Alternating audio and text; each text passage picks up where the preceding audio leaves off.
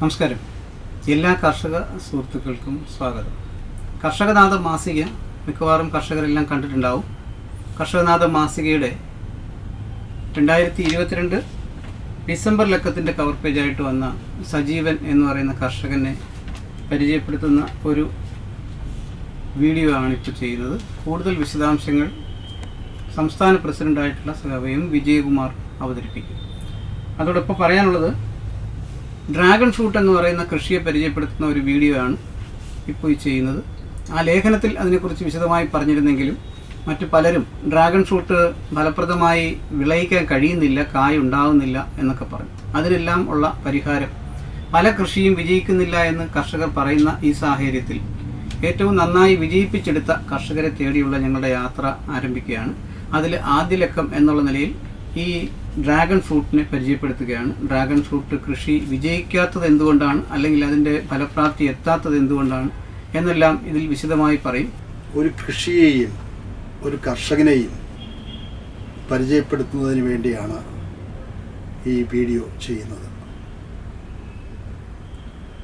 കൃഷി ആദായകരമല്ല എന്ന് കണ്ടുകൊണ്ട് കർഷകർ വളരെയേറെ കൃഷിയിൽ നിന്ന് അകന്നുപോയ ഒരു കാലഘട്ടത്തിലാണ് കാർഷിക രംഗത്ത് പുതിയ പരീക്ഷണങ്ങളുമായിട്ട് ഒട്ടേറെ പേർ രംഗത്ത് വന്നുകൊണ്ടിരിക്കുന്നത്.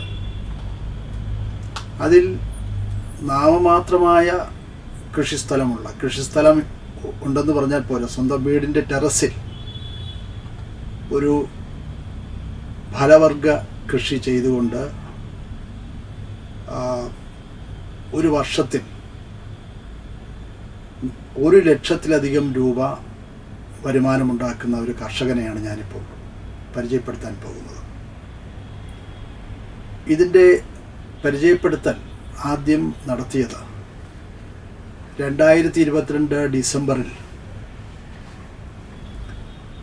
കേരള കർഷക സംഘത്തിൻ്റെ മുഖമാസികയായ കർഷകനാഥത്തിൽ മുഖചിത്രമായി നൽകിയ ചിത്രമാണ് ഇതിൻ്റെ തുടക്കം. ആ മുഖചിത്രമാണിത്. കർഷകൻ്റെ പേര് സജീവ് എന്നാണ്. അദ്ദേഹം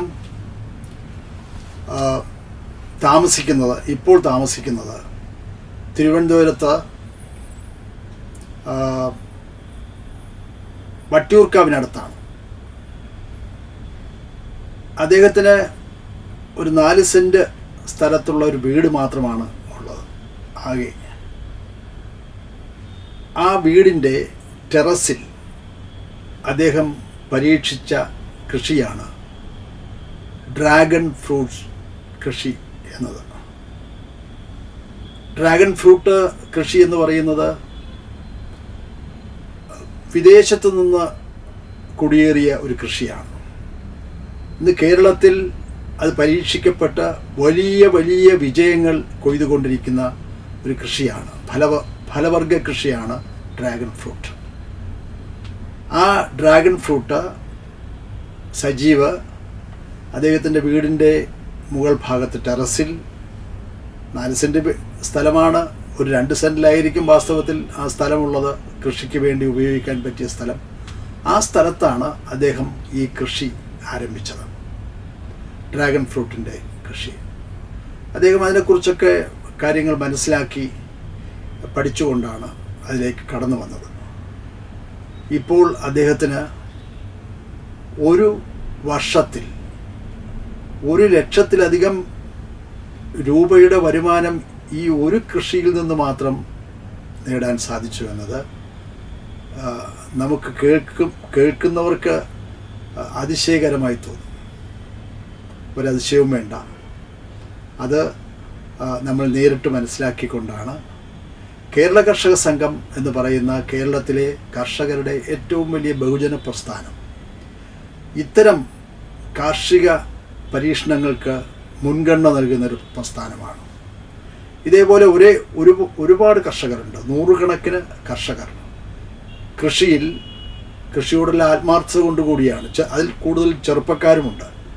കടന്നു വന്ന് പുതിയ പരീക്ഷണങ്ങൾ നടത്തി വലിയ വിജയങ്ങൾ കൊയ്തുകൊണ്ടിരിക്കുന്ന ഒരു കാലമാണ്. പക്ഷേ അത് ലോകം അറിയുന്നില്ല, നമ്മുടെ ജനങ്ങൾ തന്നെ അതറിയുന്നില്ല, കർഷകർ പോലും അറിയുന്നില്ല എന്നതാണ് വസ്തുത. അതുകൂടി മനസ്സിലാക്കിക്കൊണ്ട് ഇതിനെ പ്രോത്സാഹിപ്പിക്കുന്ന ഒരു പദ്ധതിക്ക് കേരള കർഷക സംഘം നേതൃത്വം കൊടുക്കുന്നുണ്ട്. അതിൻ്റെ ഭാഗമായിട്ട് കൂടിയാണ് ഇത്. ഈ കൃഷി സ്ഥലം കണ്ടെത്തി, കർഷകനെ കണ്ടെത്തി, അത് വിവരങ്ങളെല്ലാം ശേഖരിച്ചുകൊണ്ട് ഈ മുഖമാസിക, കർഷകനാഥം എന്ന കേരള കർഷക സംഘത്തിൻ്റെ മുഖമാസികയിലെ മുഖചിത്രമായിട്ട് തന്നെ ഇത് പുറത്തു കൊണ്ടുവരികയും അതുപോലെയുള്ള പ്രചരണങ്ങൾ, പ്രചാരവേലകൾ ഇതിനോട് അനുബന്ധിച്ച് നടത്തുകയും ചെയ്യുന്നുണ്ട്. തീർച്ചയായിട്ടും ഇത്തരം പരീക്ഷണങ്ങൾ വിജയിച്ചുകൊണ്ടിരിക്കുന്നുണ്ട്. നമുക്ക് കൃഷിക്ക് വലിയ സാധ്യത, അനന്തമായ സാധ്യത തുറന്ന് കിട്ടുകയാണ്. അതിന് ഒരു മാതൃകയായി മാറിയിട്ടുള്ള യുവ കർഷകൻ സജീവനെ കേരള കർഷക സംഘത്തിന് വേണ്ടി ഞാൻ പ്രത്യേകം അഭിവാദ്യം ചെയ്യുന്നു. എല്ലാ വിജയങ്ങളും നേരുകയാണ്.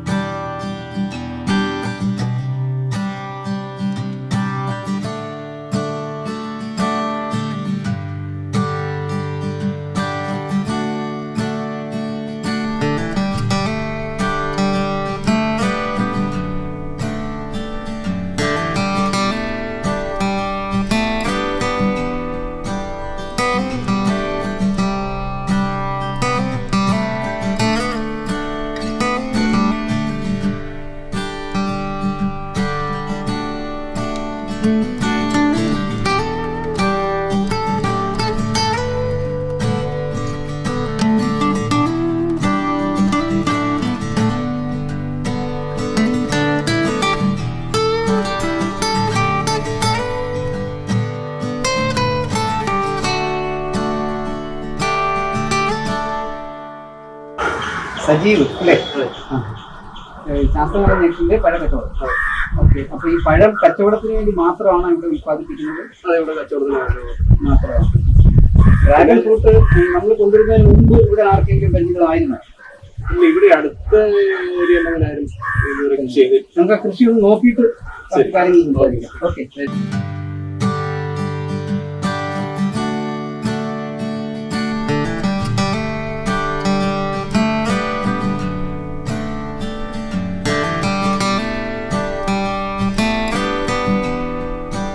സ്ഥലം 4 സെന്റ് ഉള്ളൂ. 4 സെന്റേ ഉള്ളൂ. 4 സെന്റിൽ ഈ ടെറസ് ഇരിക്കുന്ന ഭാഗം പറഞ്ഞു കഴിഞ്ഞാൽ 2 സെന്റിനകത്ത് 2 സെന്റ് വരുള്ളൂ.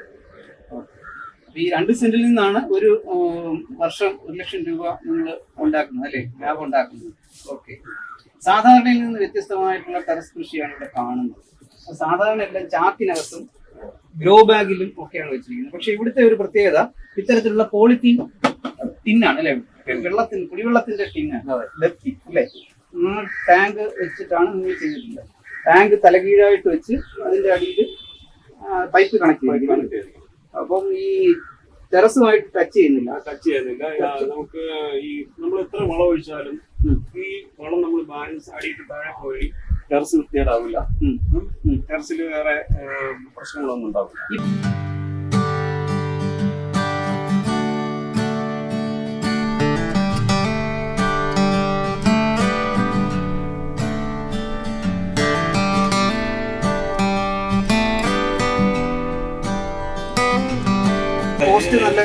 ഏകദേശം നല്ലൊരു എമൗണ്ട് വരുന്നുണ്ട്.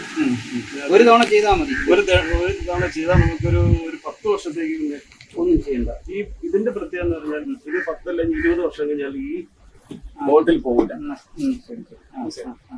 ഈ ബോട്ടിൽ 10 വർഷം കഴിഞ്ഞാൽ ഈ ബോട്ടിൽ ഇങ്ങനെ തന്നെ. അപ്പൊ ഇത് നമുക്ക് അപ്പോഴെപ്പോഴും മാറ്റണ്ട. സാധാരണ ഗ്രോ ബാഗിൽ കൃഷി ചെയ്യുമ്പോൾ ഒരു വർഷം കഴിയുമ്പോൾ മണ്ണ് ഇളക്കിയിട്ട് വീണ്ടും അതിനകത്ത് മിശ്രിതങ്ങൾ ചേർത്ത് ഗ്രോ ബാഗ് നിറച്ചെടുക്കണം. ഇതിപ്പോ അതിന്റെ ആവശ്യം വരില്ല. ഇത് നമുക്ക് ഇടയ്ക്കൊന്ന് ഇവിടുന്ന് മുകളിൽ നിന്ന് കുറച്ച് മണ്ണെടുത്ത് മാറ്റിയിട്ട് പുതിയ വളം ഇട്ട് കൊടുത്തിട്ട് പിന്നെ കുറച്ച് പുതിയ മണ്ണിട്ട് കൊടുത്താൽ പിന്നെ ഒരുപാട് ഒരു 10 വർഷം കഴിയുമ്പോൾ ഇതിനെ ഒന്ന് റീസെറ്റ് ചെയ്യണം. കുറെ വേരൊക്കെ കട്ട് ചെയ്ത് മണ്ണ് എടുത്ത് വന്നിട്ട് പിന്നെ പുതിയ മണ്ണിട്ട് ഒരു 10 വർഷം വരെ ഒരു കുഴപ്പമില്ല. ഇതിപ്പോ 5 വർഷമായല്ലോ. ഇനി ഒരു 5 വർഷം കൂടെ ഇങ്ങനെ പോകും. കാരണം ഇതിനകത്ത് വളം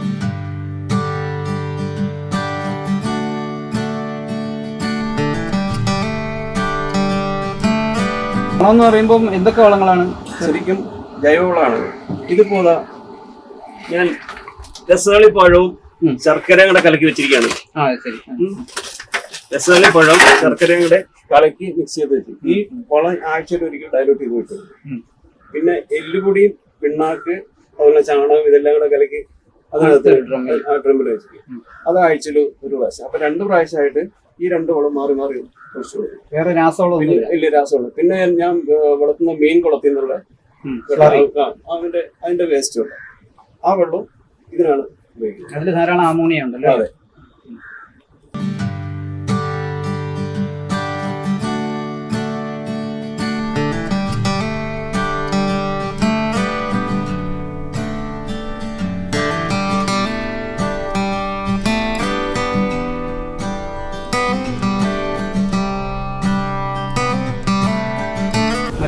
ശരിക്കും എന്റെ ഇപ്പോ നമ്മൾ പറിക്കുന്ന പഴം ശരിക്കും പറഞ്ഞാൽ എനിക്ക് കടയിൽ കൊടുക്കാം. കാരണം ഓരോരുത്തരും നേരത്തെ വാങ്ങിച്ചവര് വീണ്ടും വീണ്ടും അവർ തന്നെ ബുക്ക് ചെയ്തിരിക്കുകയാണ്. ഇപ്പൊ 2 ദിവസമായിട്ട് 2 പാർട്ടി തന്നെ ഒരു 30 കായാകും എന്ന് അറിയുമ്പോഴേ ആളുകൾ വന്ന് ബുക്ക് ചെയ്യും. അതെ. അപ്പൊ ആ എന്നോട് ചോദിക്കുക എന്താണ് പറിക്കുന്നത്. അപ്പൊ എനിക്ക് കറക്റ്റ് ആ ഡേറ്റ് അറിയാം. ഇപ്പൊ ഇത് കഴിഞ്ഞ 21-ാം തീയതി പൂവിട്ടതാണ്. അപ്പൊ ഈ കറക്റ്റ് ഈ ഒരു 1-ാം തീയതി ആകുമ്പോഴത്തേന് ഇത് 30 ദിവസം കറക്റ്റ് 30 ദിവസം. അപ്പൊ നമുക്ക് ആരോട് ചോദിച്ചാൽ നമുക്ക് പറയാം ഇന്ന ദിവസം എനിക്ക് ഫ്രൂട്ട് തരാൻ പറയാം എന്ന് പറയാം. എത്ര പൂവുണ്ട് അല്ലെ എത്ര കായുണ്ടെന്ന് നോക്കിയിട്ട് കായ്ഫലം വർദ്ധിക്കാൻ വേണ്ടിയിട്ട് പരാഗണം നടത്തുന്നു പറഞ്ഞു. അതൊന്ന് ഡിസ്പ്ലേ ചെയ്യാം. ശരിക്കും നമുക്കൊരു പൂ ഇതാണ് പൂവിന്റെ. ഇത് 2-3 ദിവസം മുമ്പുണ്ടായ പൂവാണ്. ഈ പൂ വിടർന്നതിന് 100% പഴമായിട്ട് വരണമെങ്കിൽ, ഇതുപോലെ പഴമായിട്ട് വരണമെങ്കിൽ നമ്മളതിനെ പരാണിച്ച് തുടങ്ങും. അപ്പൊ ഇതിന് പരാണിച്ച് ഇത് ശരിക്കും ഇതാണ് പെൺപൂ. ഈ സൈഡുകൾ കാണുന്നത് ഇതാണ് ശരിക്കും പൂമ്പൊടി. അത് തന്നെ. അതെ. ഈ ശരിക്കും ഈ ഒരു ഫ്രൂട്ടിന്റെ പ്രത്യേകത എന്ന് പറഞ്ഞാല് ഇത് പെൺപൂ, ഇത് പൂമ്പൊടി, ആൺപൂ എന്ന് പറയും. അപ്പൊ ഇതില് നമ്മള് ഈ കൈ കൊണ്ട് ഈ പൂമ്പൊടി എടുത്തിട്ട് ഇതിന്റെ ഈ നമ്മള് പെൺപൂവിനകത്ത് ഇങ്ങനെ വച്ചു കൊടുക്കും. ശരിക്കും സ്വാഭാവികമായിട്ടും നമ്മള് പണ്ട് തേനീച്ചയൊക്കെ വന്ന് ചെയ്യുന്ന അതേ സിസ്റ്റമാണ്. ഇതപ്പോ ഇവരിങ്ങനെ പൂമ്പൊടി കളക്ട് ചെയ്യാൻ വരും. അപ്പോ ഈ പെൺപൂവിനായി പോയിരിക്കും. അപ്പൊ ഓട്ടോമാറ്റിക്കായിട്ട് പരാഗണം നടക്കും. പക്ഷെ അത് അഥവാ ഈ പരാഗണം നടന്നില്ല എങ്കിൽ ഈ പൂ ഒരാഴ്ച കഴിയുമ്പോൾ ഇതങ്ങ് കൊഴിഞ്ഞു പോകും. കായ ഉണ്ടാവില്ല. അപ്പൊ നമുക്ക് 100% ഇത് പരാഗണം ചെയ്തോടെ 100% ഉറപ്പാണ്. ആ ഫ്രൂട്ട് നമുക്ക് പഴമായിട്ട് വരും.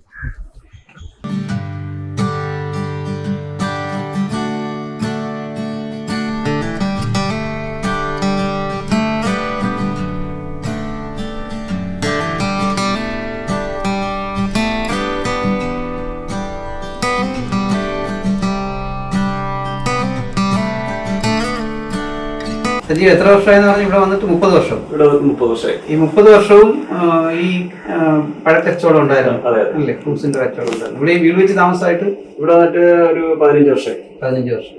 അപ്പൊ ഇവിടെ ഇത് തിരുവനന്തപുരത്തിന്റെ കൃത്യം ഏത് ഭാഗത്താണെന്ന് പറയാൻ പറ്റും? ഇത് വട്ടിയൂർക്കാവ് വരുമ്പോൾ തൊഴുവങ്കോട് അമ്പലം കഴിഞ്ഞ അടുത്ത് മഞ്ചാടിമൂട് ജംഗ്ഷൻ. മെയിൻ റോഡ് എന്ന് പറഞ്ഞാൽ മഞ്ചാടിമൂട് ജംഗ്ഷൻ എന്നാണ് നമ്മൾ ലെഫ്റ്റിലേക്കുള്ള വഴി. അവിടെ ഒരു 100 മീറ്റർ ആരോട് ചോദിച്ചാലും പറഞ്ഞിട്ടുണ്ട്